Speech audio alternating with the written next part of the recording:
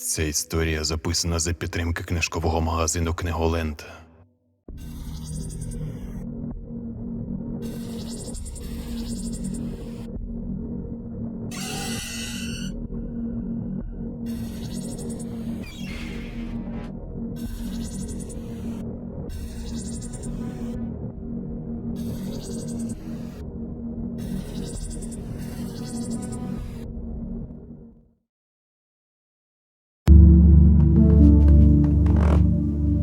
Все почалося зі скрипу підлогової дошки. Одеський будинок, мабуть, 150 років історії за плечима. Двір маленький, межує з парою таких же. Біля входу в один з них, збоку, немов ордени, висять дві меморіальні дошки про роки життя Катаєвих. Стара квартира, жодного натяку на сліди всім відомого одеського гумору та доброї вдачі. Колір шпалер майже нефритовий, давно вицвів. Візерунки неприємні, починають викликати дисоціативні флешбеки. Майже кожен матеріальний і видимий предмет в будинку зґвалтований часом.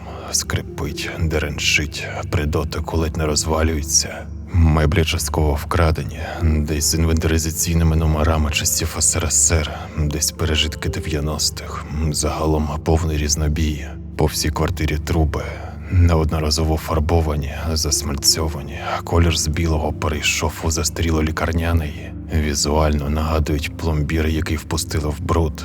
Павутиння, сажа Чекіптєва, каламутний, майже як візитівка курця, наліт янтарного жиру зверху. Ванна чисто, щоб або вскритися, або як мінімум про це думати. Плитка на стінах блакитна, рельєфна і місцями побита. Сколи та тріщини натякають на моральні, можливо, душевні страждання, що часом брали гору над волею. Стеля десь далеко. У її позачасовому календарі вічна зима. Від павутиння в кутах іноді відриваються сніжинки роками ув'язненого липневого пуху і падають, немов викинута обгортка від цукерки, що за мить польоту в повітрі повірила у свою обраність. Бачок на ланцюжку, під самою стелею 3 полиці, закриті безглуздою волюровою тканиною. Між ванною та туалетом маленький передпокій. У цьому місці пара відкритих дверей перебуває у вічному протистоянні. З роками стали чітко помітні шрами від ручок, якими вони парно нагородили один одного. На підлозі 2 півмісяця безбарвної веселки, сліди від дверей, що просіли у петлях. Вони ж протерли підлогу до м'яса. Ще є одна кімната. У ній загнаний у кут пережиток нездійсненого часу, диван-ліжко роками розтікається, піддаючись закону всесвітнього тяжіння. Площина далеко не горизонтальна, спати на такому шляху йоги. Таке зазвичай можна зняти за 1500 гривень. Якщо зараз це не надто змінилося, це менше $100. Немає сенсу розповідати, що мене змусило зняти це житло, яке не має сенсу в більшості моїх вчинків, що послідують далі. Була то середина 20-го року. Немає сумнівів, що у всьому винна ця проклята квартира. І так все почалося зі скрипу підлогової дошки. При всьому сказаному вище, провести інтернет і працювати з цього житла у мене виходило рівно як і жити, вірніше існувати в ньому. Мрій про майбутнє тоді собі особливо не будував. Застряг у самобутньому бермудському трикутнику. Кухня, спальня, туалет або навпаки, послідовність неважлива. Всюди була одна зміна, яка повільно, по крапельці зводила мене з розуму, а підлога в передпокої. Тоді все й почалося. Кожен мій похід в туалет чи в ванну супроводжувався тим, що двері терлися у вічно скрипучу підлогу. Ті самі сліди від дверей, майже канави, ніяк не змінювали ситуацію. Двері вічно насилу відчинялися, а стара підлога завжди скрипіла. Може здатися, що це вельми крихітна, навіть не побутова проблема, але коли ти застряг у своєму домашньому бермудському трикутнику і місяцями безвилазно сидиш вдома, це починає зводити з розуму. Тому я й зважився полагодити підлогу, розібрати її. Інструмент, замовлений доставкою, приїхав наступного дня і довелося орієнтуватися по ходу виконання роботи. За своє життя руками особливо ніколи не працював, тому робив все найбільш варварським способом. Спочатку здер смердючий котячою сечею лінолеум. Перший шар сліди нульових. Під ним був ще один, товстий, його цілим рулоном скрутити не вийшло. Довелося віддрати шматками, допомагаючи собі стамескою. Це вже були 90-ті.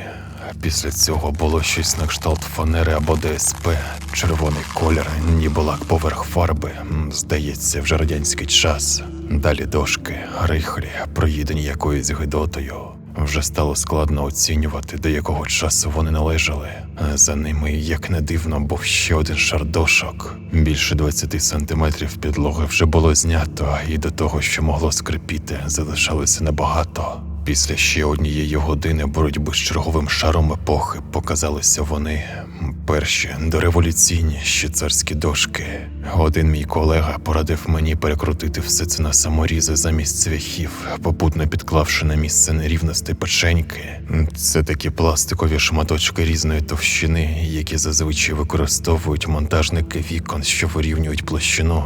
Для мене це все було в новинку, і я без роздумів його послухав. Цвяхи, які насилу виходили з дерева, були ковані, мабуть, теж царські. Коли мені нарешті вдалося перемогти останній шар, під ним мене чекало вельми несподіване, хвилююче відкриття. Серед дрібних камінчиків, сміття та пилу була невеликого розміру фаянсова шкатулка.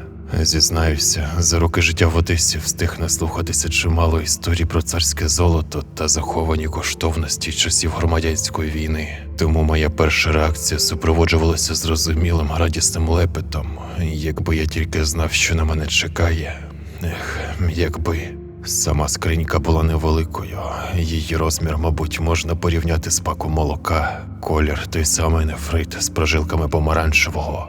Не знаходячи собі місця від захоплення та передчуття, відкрив її. Очікував побачити коштовності, каміння, хоч би золоті зуби. Замість усього цього там був невеликий згорток. У момент, коли обережно діставав його, він приємно задзвонів, від чого по шлунку розлилося тепло ейфорії. Дзвін монет. Усередині згортка справді були дві величезні монети, загорнуті в незрозумілу тканину. Сам матеріал тієї тканини чи шкіри був дуже брудний, хоч лежав усередині закритої скриньки. Він був настільки брудний, що в мене не одразу вийшло розглянути на акуратно виведені червоні літери на ньому. Уважно вивчивши напис кілька хвилин, вдалося прочитати приблизно таке: «Стигмат на очі, кладь добре теж». Внизу дописано «Азьм для зреть, ізьм для бить». Знову ж таки, це не дослівно, слово в слово, а скоріше, як мені вдалося це прочитати та передати. Також усередині скриньки була величезна циганська голка, розміром значно більшим, ніж ті, що траплялися мені протягом життя, і згорнутою трубочкою шматок вицвілого жовтого паперу. Усередині папірця було одне довге, суцільне словоречення: «Ноч покладь, та всі желань твої будь явь». Цей шифр мною був зрозумілий, як на очі постав, і всі бажання твої будуть яв'ю. Варто було мені тільки прочитати цей напис, як сам згорток паперу хруснув у моїх руках. Спочатку навпіл, а потім почав розпадатися шматками пластівців. Усі мої спроби не дати йому зникнути робили тільки гірше, і невдовзі біля моїх ніг вже був розсип однокольорного конфеті зі старої паперової трухи. Самі монети, що викликали стільки переживань, на жаль, виявилися не царськими п'ятаками. Ніколи таких не бачив і порівнювати немає з чим. У центрі кожної були такі символи, що чимось нагадували значки вімкнення на техніці. Півколо і проріз посередині. Не буквально, але щось дуже близьке до цього. На іншій стороні те ж саме, тільки догори ногами. Спочатку мені здалося, що обидві монети абсолютно однакові, але це було не так. Одна була помітно темніша. Вона залишалася такою і після того, як полежала в соді, і навіть після того, як я спробував почистити її зубною пастою. Ну а далі я, як і будь-яка безгрошова голова, почав думати, як би швидше їх сплавити. Пішов у суботу на староконку з Кентом, в надії їх по-швидкому за великі гроші втюхати. Кент до того ще шарив за цю тему і мав класичну пику «підкупи-продай». Прошвенділи ми з ним по староконці цілий день, і так ніхто за монети адекватної суми не дав. Один дивакуватий дід пропонував за неї електрошашличницю, але я відмовився. Десь місяць вони пролежали у мене вдома, на столі біля ноутбука, а потім я вперше за довгий час вийшов у люди на день народження своєї знайомої.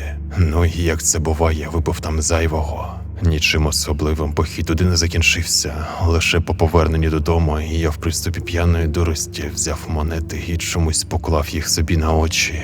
Зараз навіть не згадаю, про що я думав того вечора і думав, чи взагалі. Це просто сталося, і все. Без якихось думок і загаданих бажань.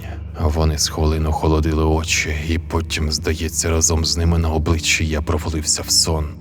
І ось сняться мені вже знайомі вулиці Одеси, тільки вони якісь безбарвні. Будинки всі порожні, навіть вікон рам немає. Навколо ні дерева, ні куща. Чорне небо над головою знаходиться ніби в метрі, і рукою при бажанні до нього можна дотягнутися. Усе якесь зовсім неправильне, але неправильне не в той бік, як це буває зазвичай у снах, де своя логіка і течія події. Воно здається мені ненормальним з іншої причини, ніби побачив я те, що людині не належить спостерігати навіть у снах. Ніби потрапив у місце, куди йдуть помирати забуті кошмари. Ось тоді від усвідомлення цього мені стає якось моторошно. Біжу, задихаюся, але прокинутися не можу, бо відчуваю, що монетиці до моїх очей прилипли, і бачу я все далеко не своїм зором. Руки у вісні марно намагаються їх витягнути з очей, але вони вже глибоко. Спочатку десь під повіками, потім під очними яблуками. Якщо ви думаєте, що прокинувшись я все зрозумів і позбувся монет тієї ж секунди, то нічого подібного. Пережитий досвід закономірно був затаврований просто сном, а монети пролежали у мене вдома ще кілька місяців, поки я нарешті їх не продав на ті же старокунці якомусь виїзному нумізматчику з Вінниці. Далі все було відносно спокійно, ніякі погані сни мені більше не снилися, та й у самому житті настала така собі стабільність. Потім також непомітно і карантинні обмеження зійшли на нівець, так що невдовзі пішов я влаштовуватися на роботу. І, як і завжди, короткий період мене переслідувала низка невдач, так що в той час я особливо не звертав уваги на те, що відбувається навколо. Був поглинутий побутом, на цьому все. Потім, коли все нарешті стабілізувалось і почалися класичні будні робота Діма, тоді, мабуть, стався перший епізод, після якого все закрутилося. У червні я влаштувався продавцем-консультантом у магазин будматеріалів. Робота не важка, особливих талантів не потребує. Клієнти практично завжди були одні й ті ж самі, тож за коротким процесом самої роботи слідували довгі години посиденьок та байдикування. Зі мною в магазині ще працювали дві дівчини. Одній трохи менше 30, другій у травні стукнуло 37. З першою ми особливо не спілкувалися. Вона весь час проводила в телефоні, а от з тією, якій було 37, спілкувалися постійно. Хоча, мабуть, спілкуванням назвати це неправильно. Вона скаржилася на своє життя, а я нібито просто мовчки слухав. У такій буденній рутині це і сталося зі мною вперше. Стоїмо ми на перекурі, був якийсь зовсім не торговий день. У такі дні на вулиці перед магазином, перш ніж повернутися назад, ми часто викурювали по 5 та й більше цигарок. Вона мені щось там скаржилася на дітей, на матір, на чоловіка, на сусідів та комуналку, що подорожчала. В процесі її скарг я помічаю, що на ній така здоровена чорна нитка, близько метра завдовжки. Я їй кивнув, мовляв, на тобі нитка. Вона якось зовсім побіжно себе оглянула і далі давай. Моя мати така сяка, діти не слухаються, чоловік п'є. Хто знає чому, але мені ця нитка не давала спокою, і я знову зробив на цьому акцент. Так повторилося ще 2 рази. Я їй про це говорю, вона не бачить, далі про свої проблеми мені по вухах їздить. Зрештою, я не витримав, підійшов і прибрав з нею цю чорну нитку. Вона ще, пам'ятаю, на мене якось дивно подивилася і на цьому припинила свої скарги. Далі всі наступні перекури в той день пройшли спокійно, без скарг та іншого. Минає тиждень і знову подібний епізод. Знову все не так. Мати, діти, чоловік. Знову слухаю її і бачу таку ж нитку, тільки вже у неї на волоссі. Я їй знову, мовляв, у тебе нитка, і показую на голову. Вона попросила прибрати, я й прибрав. Після цього знову, як за помахом чарівної палички, її відпустило. Ніяких скарг та іншого. Через тиждень, коли подібний епізод повторився знову, і я зняв із неї чергову чорну нитку, вона спитала, чи я не екстрасенс. Типу, я щось там роблю, а у неї всі проблеми зникають. Ти от там щось прибираєш, а у мене ніби голову з лищат виймають. Стою потім і думаю, ну й дурепа, за такі дрібниці на всіх як собака зриваюся. Всіх люблю після цього, і матір свою, і дітей, і чоловіка. Навіть сусіди-алкаші і ті якимось звичайними людьми стають. Ходжу потім, ніби пелена з очей спала, а потім все повертається назад. Сама не розумію чому. Я її пам'ятаю, послухав, але щось взагалі жодного значення словам цим не надав. Якось банально віджартувався, не більше. Через тиждень вона видзвонила одну зі своїх подруг і та завалилася до нас на роботу. Тоді ж вона мені й каже, мовляв, допоможи їй, як мені допоміг. А я стою і взагалі не врубаюся. Вона, забери з неї, як ти це робив, як з мене взагалі. Зізнаюся, в такій незручній ситуації мені ще не доводилося бувати. Це з урахуванням того, що все своє життя я був максимальним матеріалістом і взагалі ні в що, крім чорного екрану після смерті, не вірив. Аби швидше закінчити абсурд, що відбувається, я хотів якось награно поводити над нею руками і сказати, що справу зроблено, але потім, сам того не бажаючи, знову помітив чорні нитки. Як і на моїй колозі з роботи, вони були довгі та висіли в різних місцях, прилипнувши до тіла. Зрештою забрав їх, і дівчина там аж вся засяяла. Накинула зверху 500 гривень і мало не почала руки мені цілувати. Зі словами, я не пам'ятаю, коли востаннє себе так добре почувала. Через тиждень моя колега привела з собою ще 2 подруг, а потім ще і ще. Здається, до кінця літа допомогти я встиг близько 30 її знайомим та подругам. В знак подяки хтось давав гроші, інші приносили домашні огірки або копчене сало. Одного разу, ближче до Нового року, мені підігнали квитки в дельфінарії, які я згодом виміняв на привозі у одного азербайджанця на ящик хурми. Все було просто прекрасно. Мабуть, це мрія будь-якого одесита. Ти нічого не робиш, забираєш з людей невидимі ниточки, а вони тобі несуть всілякі блага цивілізації. Ось воно, думав я, золота жила. Зараз накопичу собі грошей на квартиру на Аркадії і буду її здавати влітку подобово. Та ти що, ось це пісня. Тоді ж, на самому піку, мені відкрилася зворотна сторона цієї непересічної діяльності. Кенту, пам'ятаю, розповів про свій дар, коли пили пиво, а він мені: Слухай, у мене дід постійно таке розповідає. Йому то нечиста сила скло в постіль насипає, то вночі чортик прийде і за око пощипає. Ти не допоможеш йому по старій дружбі. Жив так-то мій Кент один, і діда йому підселили насильно, щоб дивився за ним на старості, і бухав менше. Бухатий мій Кент менше не став, навіть навпаки. Своїми історіями дід його так задовбав, що бухати він почав зовсім ненормально. Кімната його нагадувала бомжатник. На підлозі валялися десятки порожніх пляшок, все ліжко завалено якимись коробками та пакетами. Всюди сміття та сигаретні недопалки. При всьому цьому на моєму Кенті жодної ниточки, що мене, якщо бути до кінця чесним, дивувало. Там же в залі його дід, просто весь в якихось ментальних реп'яхах, стрічках і колючках. Діда натурально ніби прив'язали до трактора і зорали ним поле. Ніколи такого не бачив. Півгодини забирав з нього все це сміття. В міру того, як чистив його, дід ставав все спокійнішим. Питаю у Кента, що за чортик його за око щіпає, а він мені: Це в нього ближче до ночі відбувається. Потрібно посидіти в кімнаті та почекати. У моїй уяві це був такий малесенький, розміром із сірникову коробку чортик, нешкідливий, як і весь інший бачений мною раніше ментальний мотлох. Я думав, почне його дід кликати на допомогу, побачу цього чортика і прожену його раз-два. В крайньому випадку викину цього чортика з балкону 3-го поверху, або там же просто розчавлю ногою. Все продумав у своїй голові доти, доки він нас не покликав. Рівно 3 година ночі, і з зали лунає тихе ай-ай. Думаю, ось воно, зараз прожену цього чортика і поїду додому спати. Заходимо ми з моїм Кентом до зали, той вмикає світло і спокійно собі стоїть, а я від побаченого не можу поворухнутися. Бачу, як його дід сидить на дивані, а до нього з вулиці через балконні двері тягнеться чорна рука, яка ледве в кімнаті вміщається. Вона була настільки величезна, що навіть вся не пролазила в двері. Лише 3 пальців, що і щіпала діда за око.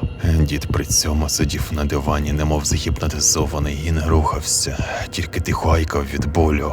Там я й згадав ім'я Господа надаремно, і, мабуть, зробив це знато голосно, бо володар гігантської чорної руки повільно витягнув її і з цікавістю зазирнув усередину через відчинені навстіж балконні двері. Його каламутне око, неосяжне, що заповнило собою весь простір дверного отвору, невідривно дивилося в мій бік. Мені здавалося, що це кінець, що зараз станеться щось геть жахливе, але замість якоїсь реакції він просто втратив до мене інтерес, відсахнувся від балкону і пішов. У дверному отворі став помітним сусідній будинок і вуличний ліхтар, а істота ця колосальних розмірів без шуму кудись поділася. Ось тоді я й зрозумів, що в мого, так би мовити, дару є інша сторона, темна, яка здатна бачити ось такі страшні прояви буття. На щастя, цей випадок у своєму роді був одиничний. Дивитися в темряву нічного неба з того дня мені хоч і було страшно, але більше ніяких істот гігантських розмірів бачити там не доводилося. По факту, я не бачив його цілком і тоді. Лише величезні пальці та гігантське око, але мій розум все і так зробив за мене. Тому в моєму світі віднині десь по нічній Одесі блукало безшумне щось і засовувало свої величезні пальці в квартири до безпорадних стареньких. Здається, минуло менше місяця і мене знайшли. Такі ж видючі, але не з благою метою, як може здатися з логіки історії, а з найкомерційнішою. Ти хоч уявляєш, яких дров наламав? Ти ж нам весь сезон запоров своєю допомогою. Говорила одна з тих, що прийшли мене лінчувати. Всього їх було чоловік 8. Вони спіймали мене біля будинку і були дуже злі. Всі різного віку, але приблизно одного соціального статусу, від чого визначити, хто з них головний, було важко. Дівчата, жінки, чоловіки та діди, кожен обурювався по-своєму. Зачекайте, це цей на Малиновського чистив тітка Мауру? Скотина. Ти хоч знаєш, скільки ми по них працювали? Ти ж, падло, стількох людей на голод прирік. Послухай цю розмову хтось сторонній, неодмінно прийшов би до висновку, що це якась стрілка торговців пиріжками, бо наповнена розмова була суцільними аналогіями з їжею. Нарешті за годину показалася їхня головна, представилася тіткою Фаїною, хоча як для тітки вона вже була однією ногою на тому світі і почала мені озвучувати розклади. У нас в Одесі все як годинник працює. Дотримуємося рівноваги. А ти, от можна сказати, роками створювану рівновагу порушив. Людей без хліба залишив. А ми одне про одного звикли дбати. Значить, ситуація наступна. Там, де накосячив, відпрацюєш. А потім, якщо захочеш, то будеш з нами рухатися. Пробачте, я не зовсім розумію, що від мене вимагається. Ну як що? Людям допомагати. Так я вже допоміг. Ні, ти їх привчив до халяви. А це недобре. В Одесі все, що безкоштовно, одразу множ на 3. Розцінки у нас роками стандартні і не змінюються вже сотні років. Ти, до речі, звідки такий хороший намалювався? Випадково не киянин? Ні. Добре. Киянин – це одесит, який не доїхав до заповідного закордону. Але я не про це. До якого роду належиш? В якому сенсі? Ну, сили по кому тобі перейшли? По бабці чи матері? Не знаю. Як не знаєш? Бути такого не може. Ти он стовпом на десятки метрів світишся. Так тебе, голубчика, і знайшли. Ще світло таке яскраве, мабуть, потомственний рід. Зрозуміло, що ти приїжджий. У нас тут всі на олівці. Просто хочу зрозуміти, звідки. Та ні звідки. І жодних чаклунів у моєму роду немає і не було. Просто я якось на роботі побачив на колезі чорну нитку і прибрав її. Зачекай, що ти зараз сказав? Ти що, торкався цього руками?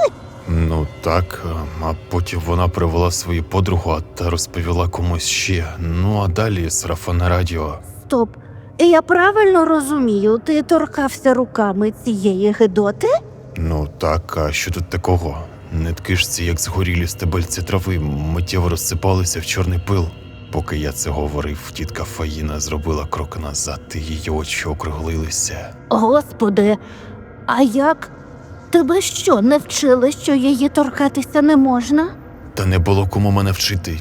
Я вам ще раз кажу, що у мене жодних магів і чаклунів в роду не було. Я взагалі у всю цю хрінь донедавна і не вірив навіть. Боже мій, ти хоч розумієш, що накоїв? Це навіть гірше, ніж у 1986 році на 4-му реакторі шматки графітових стрижнів голими руками збирати. Вони що, радіоактивні? Ні, що за питання? Ти що, зовсім поц? Вони набагато гірші. Вони впливають не на тіло, а на твою безсмертну душу. Упромінюють її. Ти тепер світишся не тільки в нашому світі, а на всі виміри, більшість з яких темні і страшні. Звичайного видющого злі сутні бачать, але через світло цього світу не можуть у потоці розрізнити. Він засліплює їх і не дає їм дістатися до таких, як ми. А твій випадок інший. Ти зараз сяєш справжнісінькою зваркою. Навіть якщо тобі вдасться якимось невідомим чином десь сховатися, секунди погляду на тебе їм достатньо, щоб твій образ, як від тієї ж зварки, відбився в їх сутності. Віднині ти не частина нашого світу. Дуже скоро вони дістануться до тебе, і тоді найстрашніша смерть здасться тобі благом. Я ж тільки нещодавно став таким. Здається, все почалося після тих монет, які по п'яній дурості я поклав на свої очі і задрімав. Що? Ну, мені так здається. Я у себе вдома підлогу робив і під підлогою знайшов 2 монети в шкатулці, а потім якось набухався, поклав їх на очі і випадково задрімав. Замість того, щоб дослухати мої пояснення, тітка Фаїна позадкувала і почала кричати. Її очі налилися абсолютним тваринним жахом. Продовжуючи кричати, вона перейшла на повільний біг. Величезна компанія, яка скупчувалася біля мого двору, миттю зникла. З того дня я їх більше не бачив. Місяцями я гуглив та їздив по всіляких медіумах та екстрасенсах в надії хоч щось зрозуміти. Ходив до ворожок та віщунок. Як кікімори, вони були обліплені чорними нитками, колосками, паличками та стебельцями чорної трави. Ніхто з них не був справжнім видячим. Це були лише шарлатани, що поставили свою діяльність на потік, а мені були потрібні люди, які володіють реальними здібностями. Але навіть можливого натяку на реальних видячих в процесі всіх своїх пошуків я не знайшов. Замість цього я почав провалюватися. Було це ось як. Все починається з простих спостережень. Чітко стають помітні деталі, які до цього вислизали. Раз і ти раптом помічаєш, як занепав наш світ. На будинках немає живого місця від тріщин. З вуличних лавок давно зійшли фарби, стовпи проржавіли. Вулицями ходять покриті зморшками діти та грають в бомжів. Вони підбігають до перехожих та просять милостиню, а ті замість монет дають їм щось дрібне, гидке та живе. Поки в цей же час на Дерибасівській, ближче до міського саду, з'являється саморобний цвинтар, де величезні могильні плити заввишки з 2-поверховий будинок закривають з собою чорне небо. Тоді я думав, ось воно, це і є смерть, потойбічний світ. Я помер і просто не помітив цього. Ось про що говорила тітка Фаїна. І тоді ж я вперше помітив тих, хто дивиться на мене не з нашого виміру. Це як зіткнутися з кимось поглядом в довгому коридорі або спостерігати за своїм відображенням на дні криниці. Навколишнє якось потворюється, все набуває тунельних образів, з'являється ефект наближення, і тебе ніби по повітрю тягне до того, хто спостерігає за тобою. Тільки він не десь конкретно, не в десятці метрів чи на протилежному кінці вулиці. Він ніби тягне тебе через замкову щілину у свій світ, який не осягнути і не знайти. Ось і те, що ти вже в процесі такого поглинання, тобі стає зрозумілим по мірі того, як звичайний світ змінюється, стаючи таким, яким він існує для мешканців темних вимірів. Це був перший раз, коли я побачив того, хто спостерігає за мною. Через розріз в реальності він дивився і ніби рибу, що проковтнула наживку, перетягував мене в свій жахливий вимір. Того разу в нього нічого не вийшло, і я побачив, звідки він це робить, і від моєї уваги він почав зникати, але це не означало, що і з іншими все буде так просто, а в тому, що зустрічі ці не забаряться, і я навіть не сумнівався. Всього за кілька днів мені наснився сон, де я в своєму рідному місті перебуваю в квартирі батьків і кудись збираюся. У вісні мені здається, що я кудись спізнююся. Цей мотив переслідує мене протягом усього сну. У коридорі сумки, всі речі в пакетах, а полиці в кімнатах порожні. При цьому матері і батька у вісні я не бачу. Вони завжди в якійсь іншій кімнаті і постійно ставлять мені запитання на кшталт зимові речі класти, а шкільні альбоми і так далі. Сам я періодично займаюся чимось подібним, але без конкретного розуміння. А у вісні це виражено в бездумному загляданні в пакети і ходінні з кімнати в кімнату. Мати з батьком все не перестають у мене щось питати і попутно говорити. Скоро дядько Саша приїде попрощатися, а тітка Таня вже має бути. Я ніби як знаю ці імена, але водночас їх не пам'ятаю. Буквально відразу ж голос матері з моєї спальні каже: «Приїхали, давай, виходь». Я відповідаю, що хочу подивитися, і йду з зали до себе в спальню. Вікна моєї кімнати виходять на подвір'я, де біля паркану дитячого садка знаходиться паркувальна кишеня. Матері в кімнаті немає. Її голос лунає вже з кухні і каже: «Не треба, не дивися у вікно». Мені стає дуже тривожно. Коли я заходжу в кімнату, з порога за вікном видно одиноку акацію та дахи двоповерхового садка за нею. У мене 3-й поверх, і щоб побачити дорогу під будинком, потрібно підійти до самого підвіконня. Повільно, крок за кроком, я йду до підвіконня і очікую побачити під будинком якусь машину, яка приїхала за мною. Але замість цього, ззовні, прямо під самим вікном, бачу маківку чорної, лисої, неприємної голови. Там же мені стає зрозуміло, що зі мною весь цей час говорив її власник. Голова ця починає повільно підніматися, і я прокидаюся. Життя моє застрягло між кошмарами та дійсністю. Ви не знаєте, хто спостерігає за вами, коли ви відчуваєте негативні емоції та зриваєтеся через дрібниці на близьких, а я знаю, я їх бачу. Вони дивляться на мене зі своїх темних вимірів, і їхній погляд отруює видимий мною світ. Він перетворюється завжди на щось жахливе, наповнене тугою та стражданням. І щоразу я пропускаю момент, коли все починає змінюватися. Їм не перешкода стіни, як і не перешкода й мої сни. Вони завжди мене бачать, де б я не був. Як і будь-яка наївна людина, зрештою, в надії на порятунок, я пішов до церкви, прийшов туди і остовпів від побаченого. Попи, немов нечисті з гоголівського вія, повзали по стінах, а потім, немов гігантський кажан на чорних крилах, що складалися з церковної ряси, на землю зійшов їхній головний. З махом своїх крил він погасив усі свічки водночас і, піднявши жахливу пащу догори, струснув утробним риком церковні стіни, від якого вгорі зазвучали дзвони. Місяцями я тинявся вулицями, не живий і не мертвий. Одна реальність нашарувалася на іншу.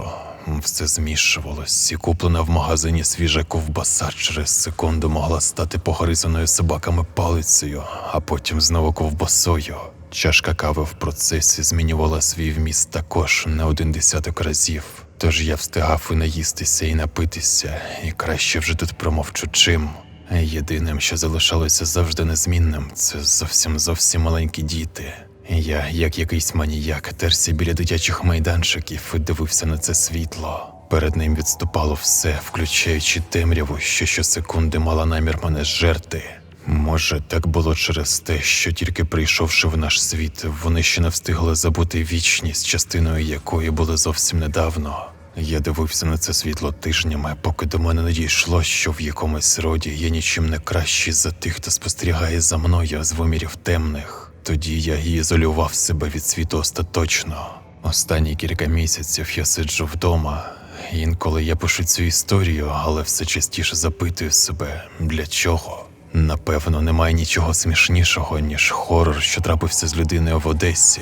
Був би це фільм жахів, мене б точно грав Боделієв або Барський. Я знову став заручником бермудського трикутника, кухня, спальня, туалет.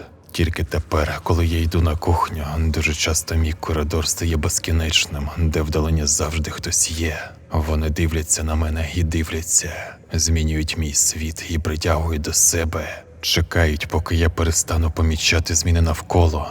Ось тоді вони до мене доберуться. А поки у мене ще є трохи часу, який я всіма силами хочу витратити на життя, так як крім сюди сущої нечисті з інших вимірів, я постійно думаю про ту величезну циганську голку, яка крім монет була в знайденій мною скринці. Думаю, для чого ж вона там була. А тепер, дописуючи цей текст, я, здається, нарешті зрозумів, що робити з цією голкою. Сподіваюся, я виявлюся правий і все закінчиться. Ну що, друзі, ось така одеська історія від Пучка Перцепцій. Як завжди, дякую вам за перегляд. Сподіваюсь, що історія вам сподобалася, і ви не забудете написати про це у коментарях і поставити вподобайку. Дякую магазину Книголен за можливість записувати для вас нові історії. Ще раз хочу подякувати акторам, спонсорам на Патреоні та Ютуб. Ще почуємося.